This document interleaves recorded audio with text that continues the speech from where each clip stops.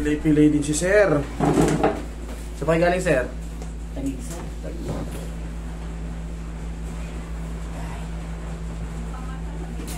Tagig. Hello sir, ano masakit sa atin sir? Sir, sa likod. Sabi ng doktor sa likod ko na pa ako may sciatica daw po. May sciatica ka.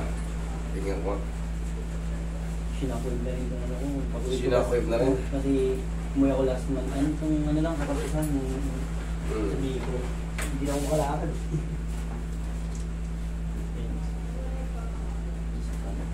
Ngayon, kita mo, hindi ka makayos na upo nung masakit. Kasi may pectus o.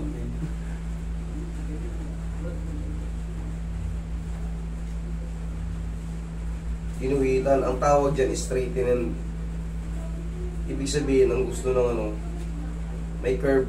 Kaya ginuhitan ng doktor yan. Pantay na kasi.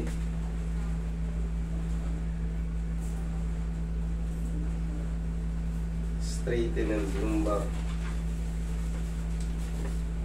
Nasaan yung ano?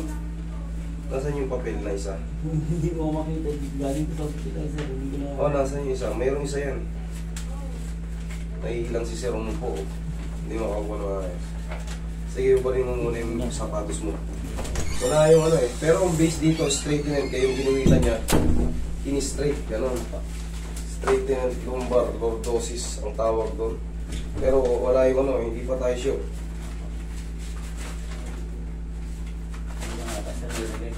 Ha? Naiyaw sa Bicol. Sige, higa ka muna patagilid sir para maayos eh. Hindi makaupo si sir maayos eh.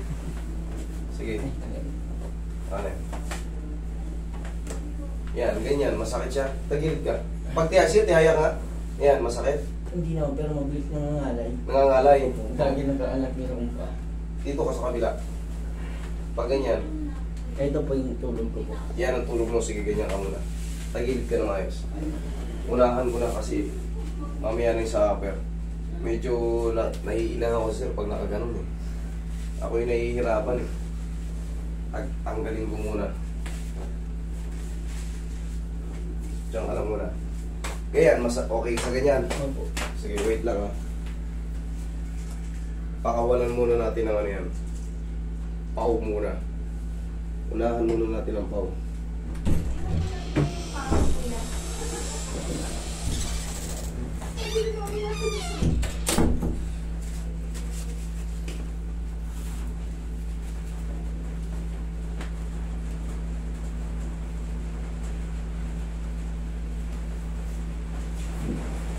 May time na masakit na parehas na yan. Ha? May time na parehas. Masakit. May time na parehas na masakit. Pag galing sa trabaho.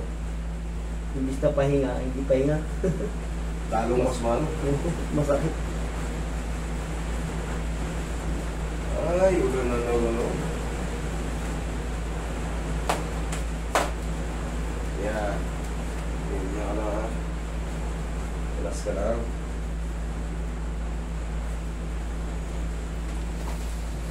Okay, ganyan ka lang muna. Kabilang side.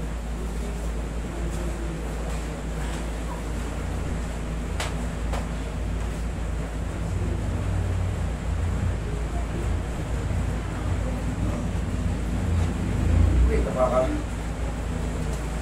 Yung makasabutas yan.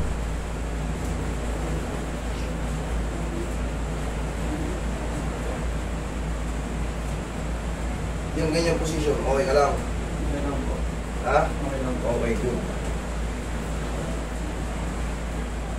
Hindi ka na mamanhid, okay lang.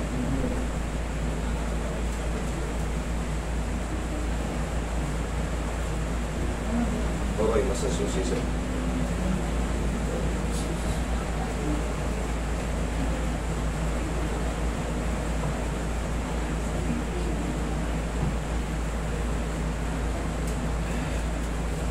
Tapo extra.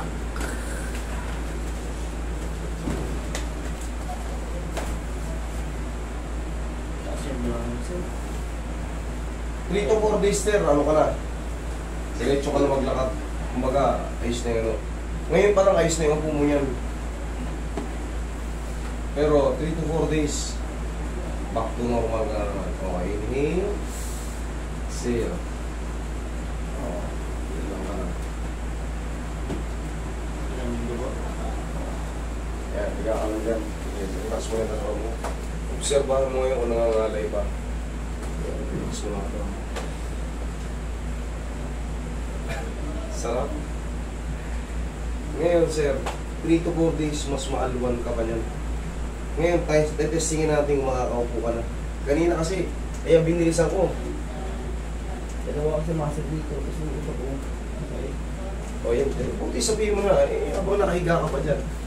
Okay yung ganyan, nakalalatag ka. Okay. Hindi na nakamalin. Okay. Hindi na. Kaya, Okay. diyan ka lang ha. Kita mo. Pag nakikita ko kasing,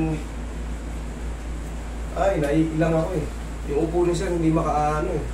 Parang may kumakalsong bato eh. Dito, Baba po. dito. Yan po ba? Yan, Taas po. yan. Dito po. Ito, Yan po. ito. Hoy, patisik. Ang tawag dito ay plantar fasciitis. Tiis na ha.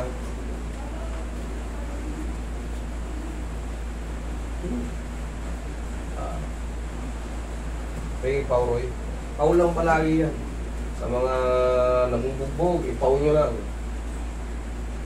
Mga na string, ipaw nyo lang. Huwag nyo nang lalamugin. Kasi walang aw sa pau.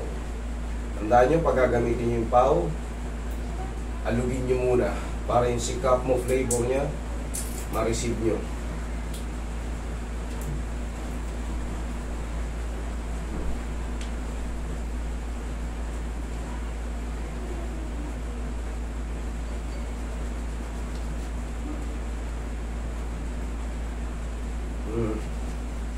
Sige, upo.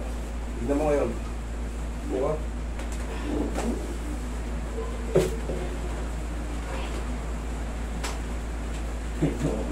Ha?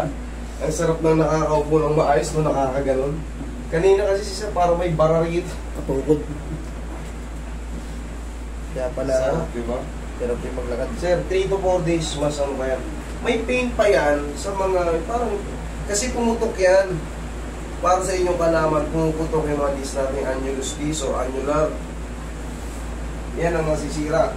Tapos ngayon, yung mga nakapaligid dyan ng mga nerves, yan ang nagkakaroon ng ano, mga ligaments dyan, namamaga. Sa pagkaipit ng mayroon tayo. Oh, tayo. Lakad. Yan na. Dapat tanto mo na. From Bicol pa to si sir. Kaya kalalayo. Okay? Huwag ka lang maligo today ha. Pahinga mo lang yun. Idol, huwag mo muna magbuot na mabigat ha.